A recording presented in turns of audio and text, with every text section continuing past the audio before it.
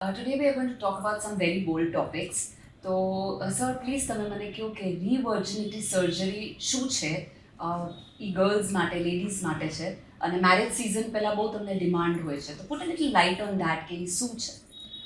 રિવર્જિનિટી surgery is basically રિવર્જિનેશન.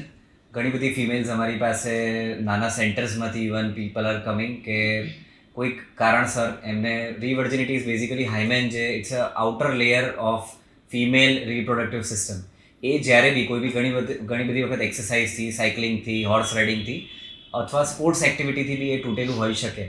પણ એક હજી બી નાના સેન્ટર્સમાં એક ટેબુ છે કે ફર્સ્ટ નાઇટમાં બ્લડ નીકળવું જોઈએ. અગર એ નથી નીકળતું તો ફિમેલની લાઈફ ઘણી વખત હેલ બની જાય છે. એટલે એના માટે ઘણા બધા નાના સેન્ટર્સમાંથી, ઘણા બધા સિટીઝમાંથી અક્રોસ ઇન્ડિયા અમને આ ઇન્ક્વાયરી આવે છે ફોર રિવર્જિનિટી સર્જરી, જેની અંદર અમે લોકો એ જે હાઇમેનલ લેયર જે હોય છે, hymen is a outer layer of vagina, અને એને અમે રિપેર કરીએ. એ અમારા માટે એક બોડી પાર્ટ જ છે, પણ female are is in too much of stress કે અમને આ રિપેર કરવું છે, અધરવાઇઝ અમારી લાઈફ બગડી જશે. સો પ્લીઝ સર અમને આમાં હેલ્પ કરો.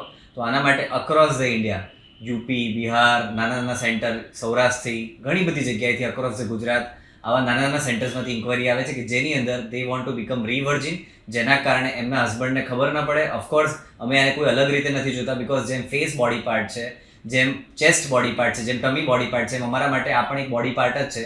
સો we always tell the patient કે આ વસ્તુ ફરીથી બી તૂટી શકે અને બીજા કોઈ કારણસરથી બી આ વસ્તુ બ્રેક થયેલી હોઈ શકે.